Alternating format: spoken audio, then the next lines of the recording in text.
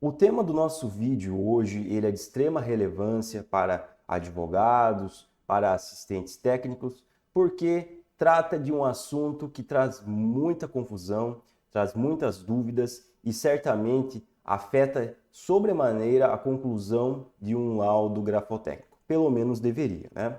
Infelizmente, muitas pessoas, ao realizar laudos, não se atêm a essa questão importantíssima, correto? Portanto, você, advogado, que de repente está numa situação agora de impugnação de laudo grafotécnico, né? Houve um laudo desfavorável para o seu cliente e esse laudo diz respeito a uma assinatura curta, simples, variável. É de suma importância que você assista esse vídeo, entenda os tópicos e busque sim se aprofundar nos assuntos, porque você terá argumentos bastante relevantes para realizar uma impugnação coesa, uma impugnação que de fato traga questões importantíssimas para o juiz ponderar, né?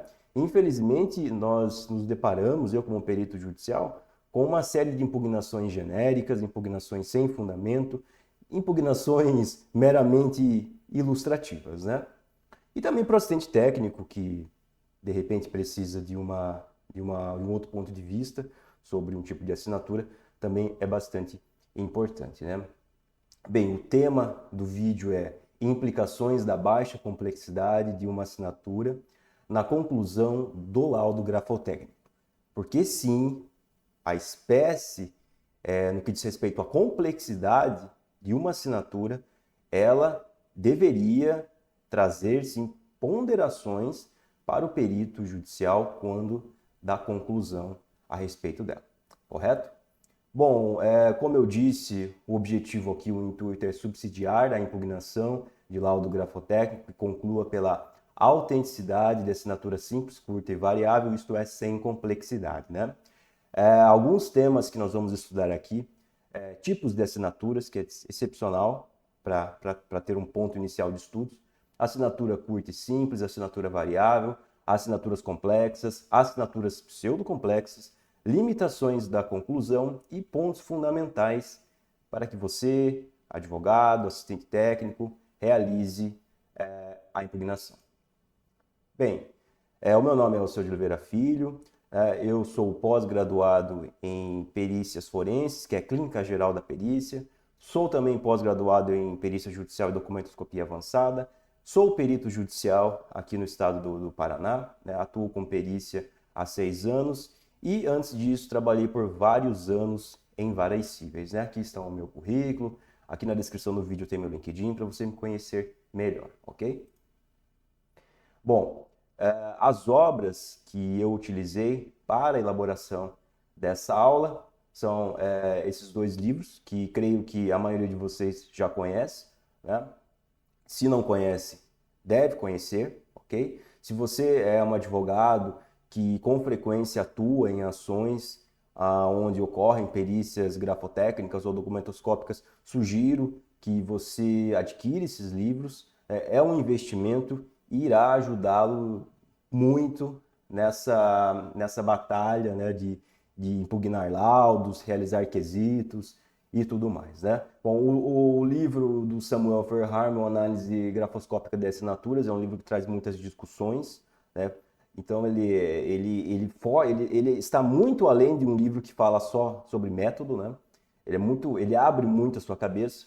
E o outro livro de suma importância é o Documentoscopia, Aspectos Científicos, Técnicos e Jurídicos, também do Samuel Verharmel e do professor Eric Câmara, né? Ambos egressos, atuantes da Polícia Federal, ok?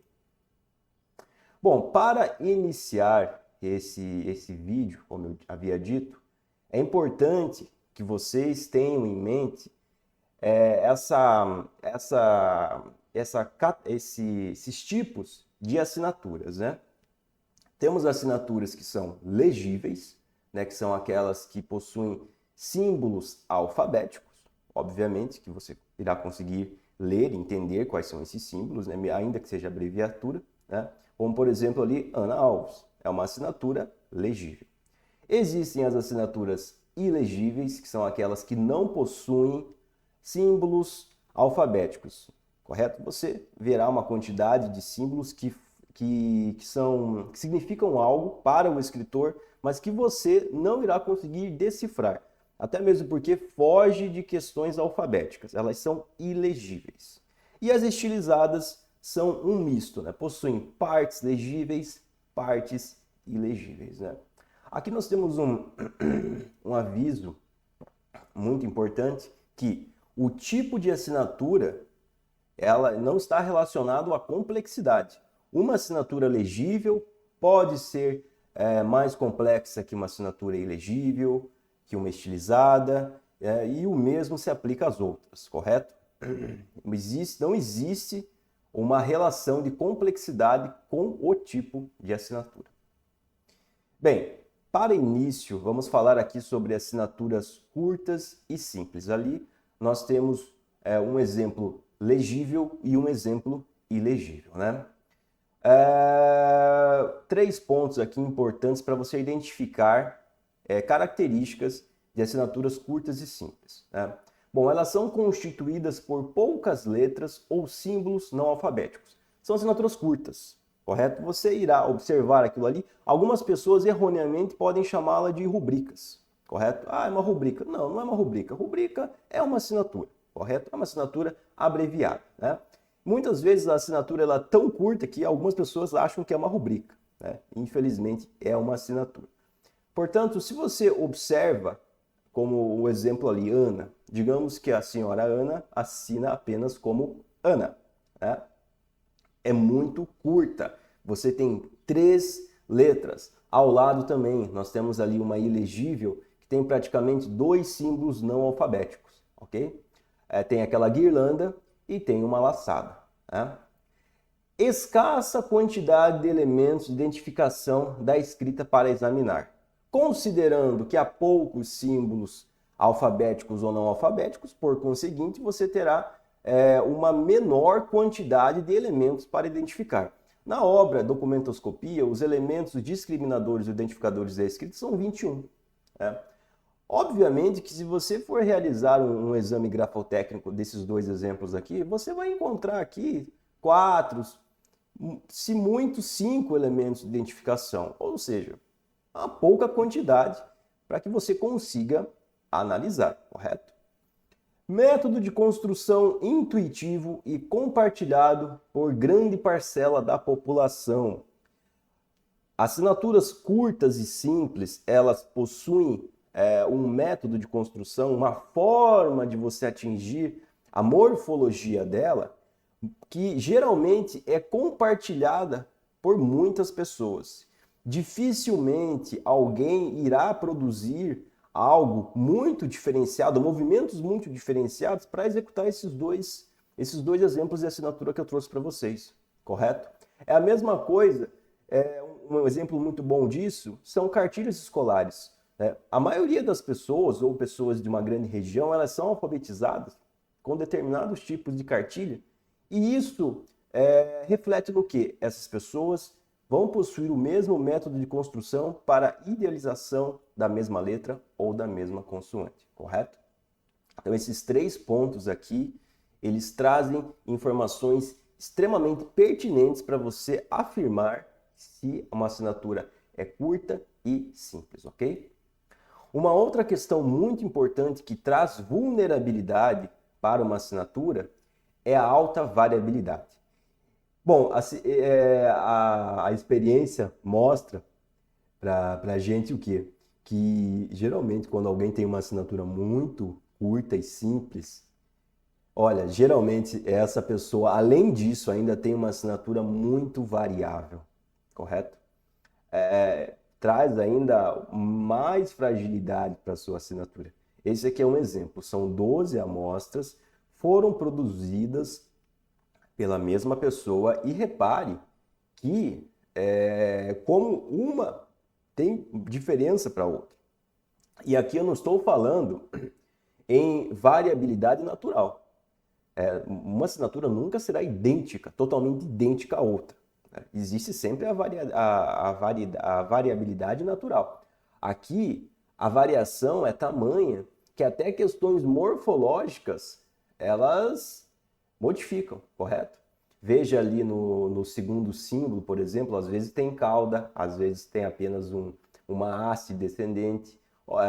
Isto é realmente variações muito drásticas dessa assinatura, correto? Este, então, é um outro elemento. E você, às vezes, os doutores chega um cliente e fala sobre uma questão, o cliente assina uma declaração de hipossuficiência, apresenta algum documento, apresenta um RG, desculpe, não, assina uma procuração, né? E os doutores podem analisar aquilo ali, e ali existe um certo padrão, né, um certo comportamento formal dessa assinatura. Mas, geralmente, o que acontece quando essa pessoa ela vai fornecer padrões gráficos para o perito judicial, ela acaba demonstrando uma ampla variação, né?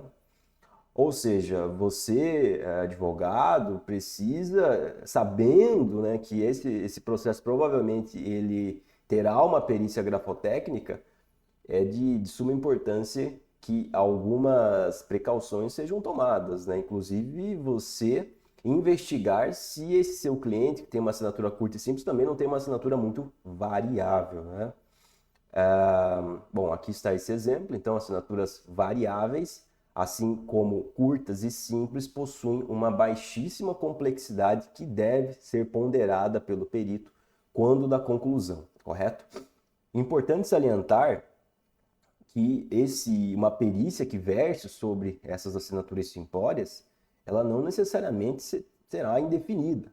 É possível, sim, realizar essa perícia, ter uma conclusão e tudo mais. No entanto, é extremamente pertinente que o perito ele considere a baixa complexidade dela. Porque se algo é muito simples, ele pode ser, sim, bem imitado. O falsário pode lograr êxito na tentativa de imitação desse lançamento gráfico, correto? No livro no livro de análise de assinaturas do professor Samuel, ele traz um exemplo excepcional e que elucida muito bem essa questão de assinaturas curtas, simples e variáveis, né? Uma assinatura variável, como esses exemplos aqui anteriores, ela representa o quê? Ela representa um alvo maior, né? Se você está atirando e você tem um alvo maior, para qualquer lado que você atire, a possibilidade de acertar o alvo, ela aumenta. O mesmo caso aqui de uma assinatura. Digamos que o seu cliente, o seu João, ele possui uma assinatura extremamente variável, curta, simples, e são variações muito acentuadas. Se o falsário cometer erros na tentativa de imitar essa assinatura, talvez esse erro seja compatível com o campo de variabilidade do seu João, correto? Ou seja, a assinatura do seu João, ela representa um alvo muito grande, correto? O falsário pode acertar por coincidência, né? Portanto, isso aqui, essa questão de um alvo maior, assinatura variável, um alvo maior, precisa ser considerada e avaliada pelo perito judicial. E se o perito judicial ele não avalia isso, você, assistente técnico ou o próprio advogado mesmo, desassistido de assistente, deve sim formular uma impugnação muito forte sobre essa questão, ok? Bom, da mesma forma que existem assinaturas simplórias, existem assinaturas complexas, né? Entender uma assinatura complexa será, sim, muito interessante para que você contraponha aspectos de uma assinatura simples, correto? Temos aqui, então, critérios fundamentais para assinaturas complexas. O que uma assinatura complexa tem e que, obviamente, uma assinatura curta e simples não tem? Traçado extenso, né? Mas o que é um traçado extenso? Não existe nenhuma normativa no Brasil que crie critérios para que algo seja uma assinatura. Portanto, claro que não existe uma normativa que crave o que é uma assinatura com traçado extenso. Vamos pegar aqui um exemplo. Uma assinatura legível que tenha mais que 15 letras é considerado uma assinatura média, 15 a mais uma assinatura extensa, 15 a menos uma assinatura curta. Não existe nada nesse sentido. O que existe é o seu feeling. Você vai olhar uma assinatura e você vai sentir, inclusive vendo aqui alguns exemplos que eu apresentei e alguns exemplos que existem nesses livros que foram utilizados como referência, o que são assinaturas, o que um perito ele entende como uma assinatura extensa ou uma assinatura curta. Portanto, traçado extenso. Lembre-se, uma assinatura complexa precisa ter sim um traçado extenso. Você observe e com base no que você tem de referência, você vai entender que aquilo ali é um traçado extenso. Método de construção complexo.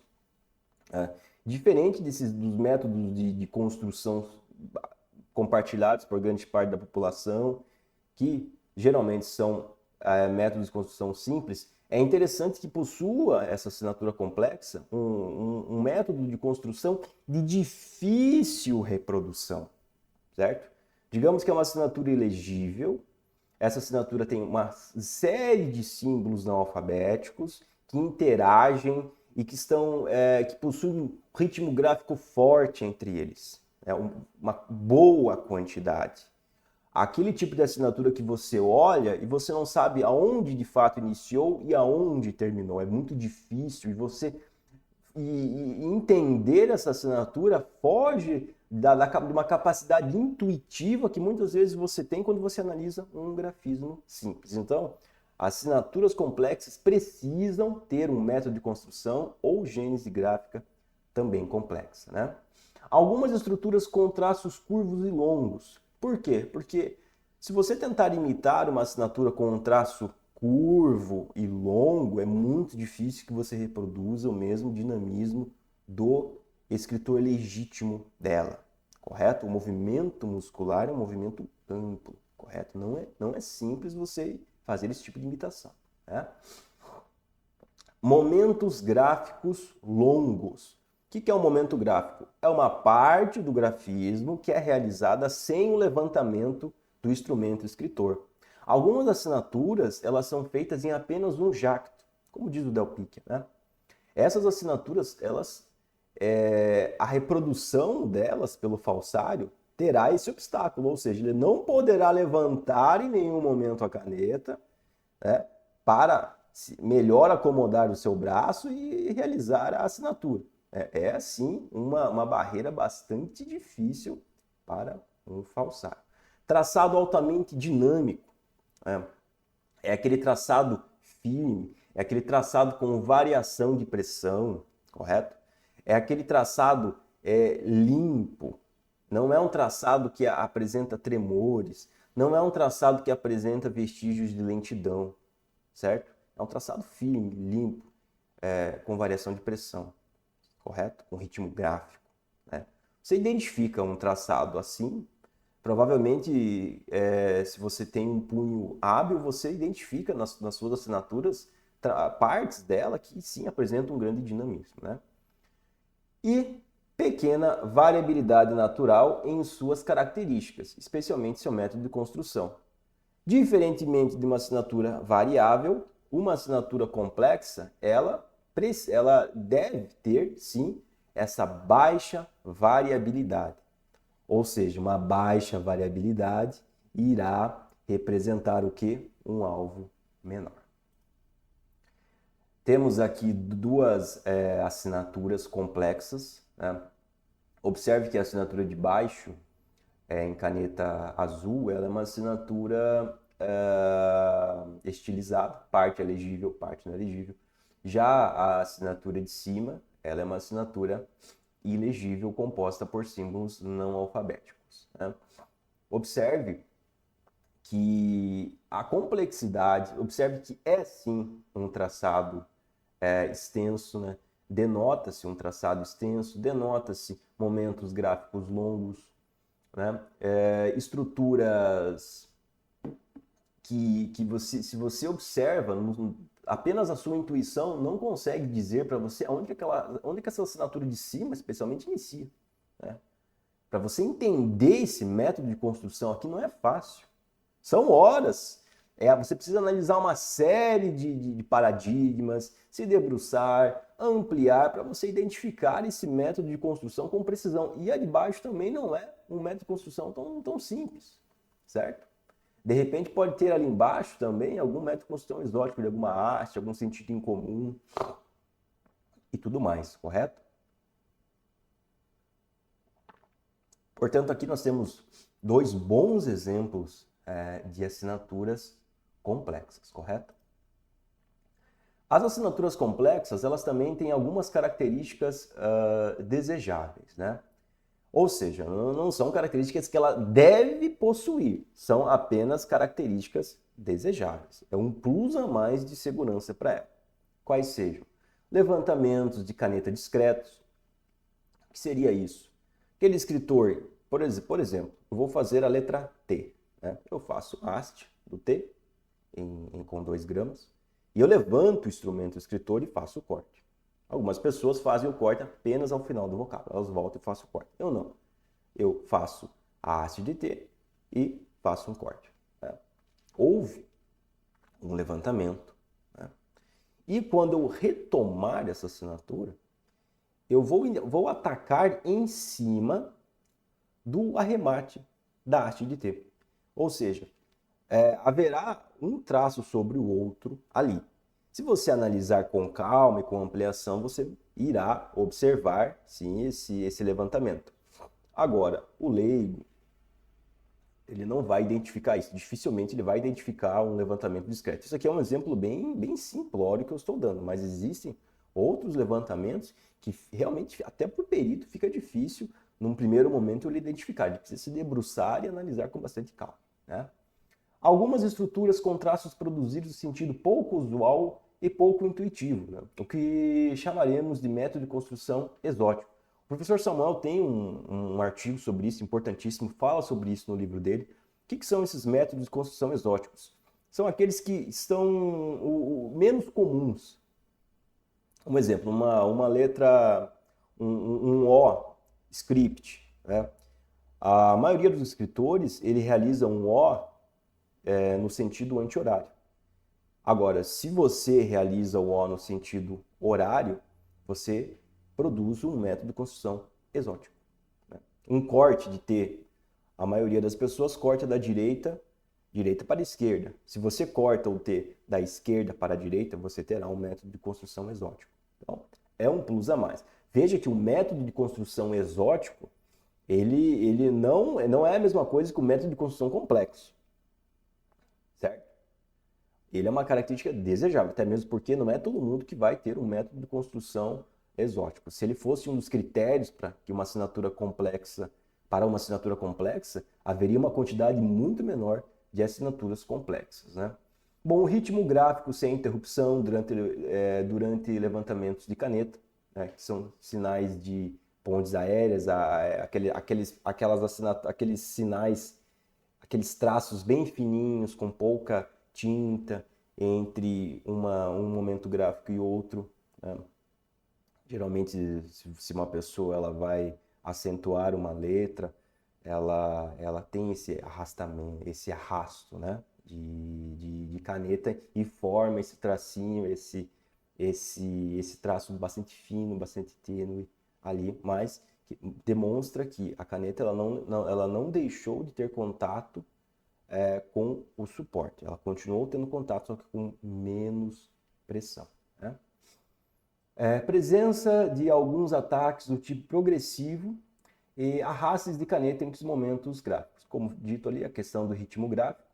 E esses ataques do tipo progressivo, que são aqueles que o traçado inicia tênue e ele vai ganhando corpo à medida que a caneta ela vai tendo mais contato com o suporte, e o arremate desvanecente é a mesma coisa, né? Esses tipos de ataque e arremates, eles são de difícil reprodução, certo? Portanto, essas são características desejáveis, né? de assinaturas complexas. Observe que, olhe a quantidade de características, né, de uma assinatura complexa, que é esperado, né, em uma assinatura complexa, e compare isso com uma assinatura curta e simples. Você consegue, fica bem claro o quão vulnerável é uma assinatura curta e simples, visto que não preenche sequer nenhum desses itens aqui que foram demonstrados. Um outro ponto muito relevante e que o assistente técnico, o advogado, ele precisa ter esse feeling e perceber são assinaturas pseudocomplexas. Aqui nós temos um exemplo. Essas duas assinaturas que eu trouxe aqui para vocês, eu realizei com base em uma assinatura de um processo que eu atuei. Veja que ela é uma assinatura, mesmo sendo uma reprodução minha, ela tem dinamismo, né? Ela realmente parece uma assinatura genuína, né? E por que eu chamo essa assinatura aqui de pseudocomplexa? Em que pese haja essa ilusória impressão de complexidade, ali nós temos uma série de símbolos clones, são aquelas guirlandas ali que está em vermelho, são símbolos clones, é um igual ao outro, não importa se são 8, se são 10, é algo muito simples. No final nós temos um traço horizontal, que também não apresenta dificuldade nenhuma, desde que a pessoa tenha desde que o falsário tenha uma boa capacidade, habilidade gráfica. E talvez, pelo menos para mim, a estrutura que apresentou um pouquinho mais de dificuldade para ser reproduzida é a elíptica, ali em preto. Veja que às vezes uma pessoa pode olhar isso aqui e pensar, não, mas essa assinatura aqui é muito difícil. Óbvio que se o falsário ele realiza uma imitação por falsificação servil, ou uma falsificação por imitação servil sem treinamento, ele vai deixar inúmeros vestígios de falsidade aqui, o traçado lento e tudo mais. Talvez faça levantamentos, mas se você treina um pouco isso daqui, fica muito fácil de reproduzir, né? Ou seja, parece que é complexo, mas não é nem um pouco complexo. Qual o método de construção complexo aqui? Existe algum método de construção que não seja intuitivo, que seja impossível de ser percebido? Claro que não. Qualquer pessoa, especialmente se a pessoa vai obter uma vantagem financeira com isso aqui, ela vai sim, do jeito dela, estudar. Talvez ela até compre um livro de grafoscopia, né? Ou até mesmo um curso para entender um pouco melhor sobre grafoscopia, ela vai conseguir fazer essa imitação, né? Então, você, assistente técnico, advogados, tentem observar isso e produzam impugnações que sejam relevantes para o juiz. Não basta dizer uma assinatura pseudocomplexa. Agora, por que é pseudocomplexo? Porque isso aqui é fácil de reprodução. Esses símbolos aqui não apresentam dificuldade, certo? Isso aqui é um ponto extremamente importante. E são argumentos que vão sim te ajudar a impugnar esses laudos, obviamente, desde que esteja dentro da perspectiva que está sendo discutida aqui, ok? Outro exemplo aqui de uma assinatura pseudocomplexa. Essa aqui, eu trabalhei muitos anos em varas cíveis, né? E essa daqui era uma assinatura de um magistrado, né? Que eu trabalhei, uma pessoa extremamente competente, né? Na época que os despachos eles eram assinados, né? Não eram assinaturas eletrônicas, hoje é tudo assinatura eletrônica, na época não era. E esse magistrado tinha essa assinatura. Parece uma assinatura complexa, mas é o mesmo caso. Ali você tem estruturas enlaçadas, você tem aquela circular ao final, mas é muito simples. E até tem aqui, eu faço uma pergunta, faça um exercício de memória. Quantas assinaturas semelhantes a essa você viu em sua vida? Tenho certeza que várias. Laçadas. Aqui, novamente, símbolos clones. Quem faz uma, faz as outras 3. Correto? Qual a dificuldade existe aqui para você reproduzir? Se eu conseguir reproduzir uma laçada, eu vou conseguir reproduzir as outras. Mas foi feito em um momento gráfico apenas com um bom dinamismo. Tente você na sua casa imitar essa assinatura.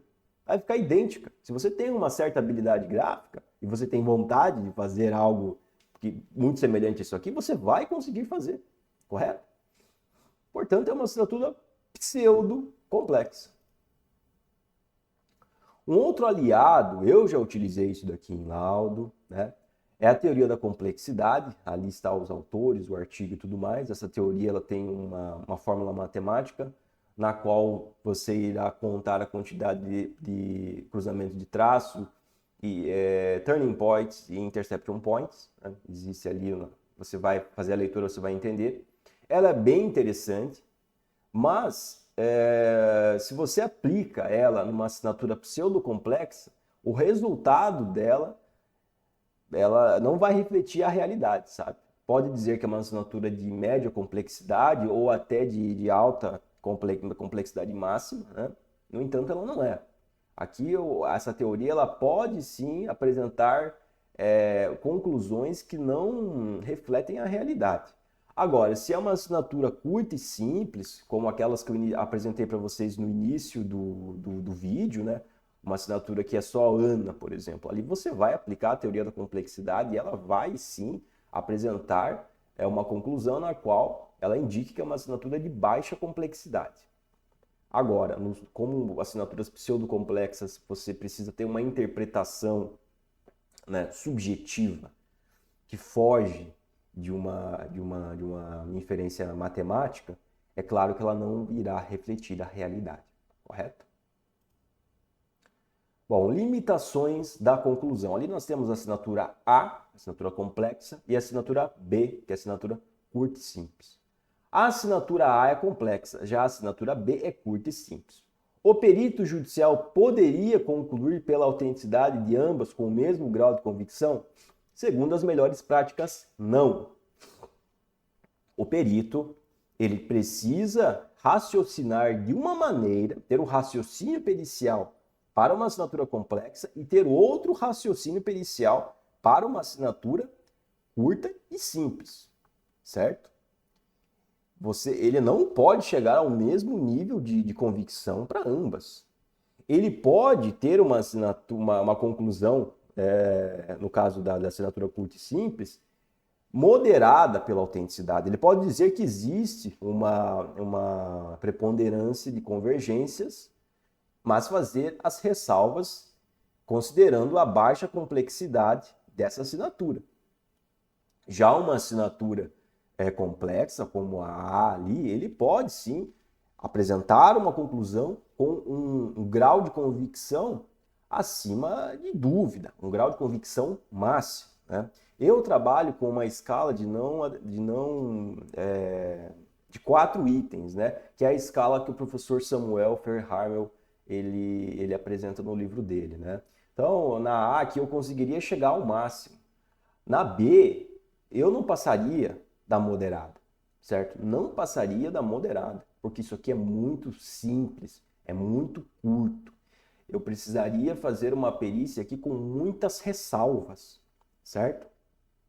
E você, assistente técnico, você, advogado, que tem um caso no qual seu cliente tem uma assinatura dessa, você precisa bater muito nessa tecla, mostrar para o juiz, de repente, até solicitar uma audiência, né? E ouvir o perito e o seu assistente técnico ser ouvido, né? Ou se você, advogado, não tem um assistente técnico, que você formule perguntas pertinentes na audiência. Coloque o perito contra a parede, especialmente se ele não falou, se ele não ponderou as limitações desse exame. Esse exame possui limitações, correto? Você precisa atacar o flanco do perito nesse ponto, das limitações. Ah, o perito ignorou as limitações. Horas, tenho aqui um oceano azul de oportunidades para impugnar esse laudo, certo? Não deixe essa possibilidade de lado. Ataque esse flanco do perito e mostre para o juiz. Aqui você não precisa ter expertise, você não precisa ser um perito para impugnar isso. Isso aqui é uma questão de melhores práticas. Você consegue encontrar informações nos livros sobre isso e você vai, sim, com base nos conhecimentos passados nesse vídeo, ter um arcabouço de informações para utilizar e combater esse laudo. Portanto, sim, assinaturas curtas, simples, variáveis, elas precisam, elas demandam uma interpretação e elas demandam ressalvas na conclusão apresentada pelo perito judicial. É um exame cujo a conclusão ela não deve chegar na escala mais alta, correto? Aqui são alguns pontos fundamentais para você utilizar na impugnação, né? Isso daqui, doutores, não são quesitos prontos, certo? São pontos de discussão que os doutores podem utilizar, né? Mas, por favor, não utilizem isso aqui como quesitos genéricos. Não, agora eu vou toda vez que eu for quesitar, eu vou utilizar aqueles quesitos que o Alceu apresentou. Não. Isso aqui é uma reflexão. O que você pode questionar esse perito? Inclusive, eu não recomendo para ninguém que utilize quesitos genéricos, contrate um assistente técnico, ou se você não vai conseguir contratar um assistente técnico, pesquise muito bem o que você está fazendo, porque muitas vezes os quesitos genéricos mais atrapalham do que ajudam, ok? Bom, um primeiro ponto aqui, o perito judicial considerou a complexidade dos paradigmas? Justificar. Né? Ou seja, você tem um caso no qual a assinatura é sabidamente curta, simples e variável. Né? O perito ele considerou isso? Interessante, inclusive, que esse questionamento ele seja realizado previamente à elaboração do laudo, não como um laudo complementar. Considerando que você já sabe que é uma assinatura curta e simples, você irá se antecipar e irá formular algo nesse sentido, até mesmo para esse perito ele já, quando ele for fazer o laudo, provavelmente ele vai ler os quesitos e já vai dar uma exclamação na mente dele, né? Na concepção do perito judicial, os paradigmas são complexos, justificar. Ele que justifique por que ele conseguiu uma conclusão tão elevada, né? Por quê? Porque ele considera complexo? Não. Justifique por que você acha que isso é complexo, né? E com base nessa resposta aqui vai dar pano para manga para muita coisa, né? Os hábitos gráficos dos paradigmas são imperceptíveis? Justificar. Né? Como eu já disse aqui, uma gênese complexa é difícil você imitar, é difícil você entendê-la, né? Reconhecê-la. Agora, uma perceptível não, qualquer pessoa, às vezes por coincidência, ela até tem a mesma gênese ou método de construção. Né? Os hábitos gráficos dos paradigmas são raros? Justificaram, bom, isto é, são compartilhados por grande parte da população ou, de fato, é um hábito gráfico bastante peculiar daquele escritor, né? Então, outro ponto interessantíssimo. Os hábitos gráficos dos paradigmas são constantes? Né? Justificar, trazer, né? Levantar a lebre no que tange a variabilidade. Como eu disse, a variabilidade, alta variabilidade representa, né, um alvo maior. E não se confunde com variabilidade natural de punho, né? Os hábitos gráficos são características de classe? Justificar.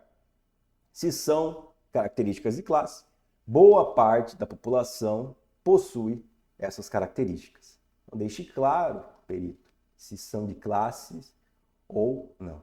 Né? Bom, encerrei aqui, né, o vídeo, fiz uma explanação para vocês, um pouco longa, mas muito interessante. Sugiro que façam a leitura dos livros, né? Reflitam, assistam, pausem, voltem, pesquisem, porque aqui os doutores terão muita informação para realizar impugnações, sobretudo, né, se o caso, como eu já disse algumas vezes aqui, se o caso de vocês for de fato aplicável ao que foi dito aqui. Né? Tudo tem que ser pertinente. E se você precisa de um assistente técnico para impugnar laudo grafotécnico ou documentoscópico, conte comigo.